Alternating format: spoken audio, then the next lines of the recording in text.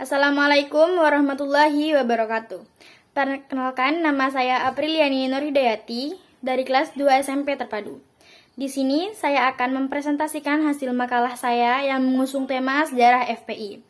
Sejarah FPI dari awal kemunculannya hingga menjadi organisasi terlarang.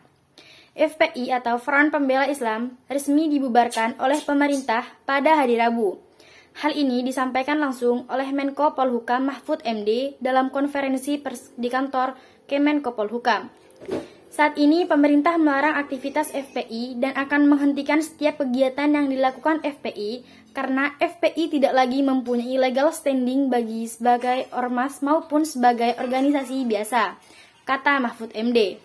FPI merupakan ormas yang mengusung slogan Amar Ma'ruf Nahi Mungkar, yang artinya menegakkan yang benar dan mencegah perilaku buruk sebagai ruh organisasinya. Selama 22 tahun eksistensinya, FPI banyak menjadi sorotan karena aksinya kerap menuai kontroversi. Organisasi pimpinan Rizik Syihab ini juga turut mewarnai panggung politik tanah air. Berikut ini adalah sejarah lahirnya FPI hingga pembubarannya. A. FPI Anak Kandung Reformasi. Mengutip dari Jurnal Islam dan Kekuasaan Orde Baru, karya Dharma Wija serta Soeharto, resmi dilantik sebagai presiden, ia secara bertahap melakukan proses marginalisasi terhadap kekuatan politik Islam. Ini dilakukan untuk mengukuhkan kekuasaannya. Reformasi 1998 menandai berakhirnya masa Orde Baru yang otoriter. Iklim politik yang baru ini memungkinkan masyarakat untuk beraspirasi secara lebih leluasa. Setelah itu, muncullah berbagai partai dan organisasi massa, termasuk Front Pembela Islam atau FPI. FPI dideklarasikan pada 17 Agustus 1998 atau 4 bulan setelah Presiden Soeharto mundur dari jabatannya. Deklarasi ini dilakukan di Pondok Pesantren Ciputat oleh sejumlah habaib, ulama, mubaligh, dan aktivitas muslim. Menurut dokumen risalah historis dan garis perjuangan FPI, tujuan awal pembentukan FPI adalah yang pertama, adanya penderitaan panjang yang dialami umat Islam Indonesia akibat adanya pelanggaran HAM atau hak asasi manusia yang dilakukan oleh oknum penguasa. Yang kedua, adanya kewajiban bagi setiap muslim untuk menjaga dan mempertahankan harkat dan martabat Islam serta umat Islam. Yang ketiga, adanya kewajiban bagi setiap muslim untuk dapat menegakkan amar ma'ruf nahi mungkar.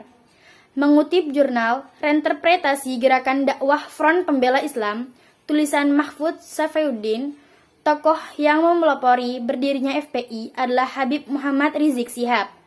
Seiring berjalannya waktu, simpatisan FPI bertambah banyak.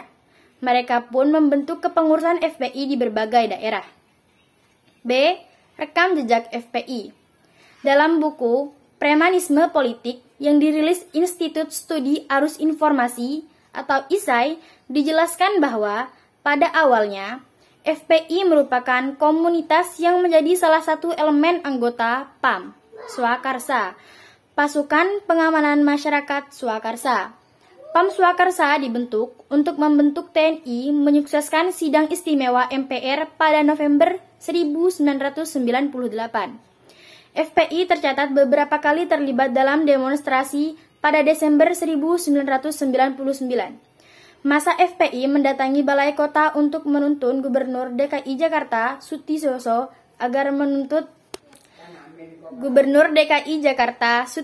agar menutup tempat maksiat atau tempat-tempat terlarang seperti klub malam, panti pijat, bar, dan diskotik selama bulan puasa. Tak jarang anggota FPI terlibat bentrokan ketika melakukan protes atau sweeping. FPI pernah bersitegang dengan Aliansi Kebangsaan untuk Kebebasan Beragama dan Berkeyakinan, AKKBB, yang berkumpul di Monas untuk memperingati hari lahir Pancasila. Pada 2013, FPI bentrok dengan warga di Sukoharjo saat melakukan sweeping. Pada 2016, FPI penggawangi demonstrasi bertajuk Aksi Bela Islam untuk menuntut penangkapan Ahok yang dinilai telah melakukan penodaan agama. Belakangan FPI kembali menjadi sorotan, mulai dari kepulangan Habib Rizik ke Indonesia dan acara pernikahan putrinya yang menimbulkan kerumunan massa hingga kasus baku tembak pengawal Rizik dengan polisi. C. FPI dibubarkan. Pemerintah memutuskan bahwa FPI merupakan ormas terlarang. Sebenarnya, secara hukum, FPI dibubarkan sejak 21 Juni 2019 sebagai ormas karena tidak mengantongi surat keterangan terdaftar SKT. Sebagai organisasi, FPI tetap berkegiatan. Namun, kegiatan-kegiatan yang dilakukan FPI dinilai bertentangan dengan hukum. Sebagai organisasi, FPI tetap melakukan aktivitas yang melanggar ketertiban dan keamanan dan bertentangan dengan hukum seperti tindak kekerasan, sweeping atau razia sepihak, provokasi, dan sebagainya. Terang Mahfud dikutip dari Kumparan News. Terhitung mulai hari ini, Rabu, semua kegiatan yang mengatasnamakan FPI dihentikan.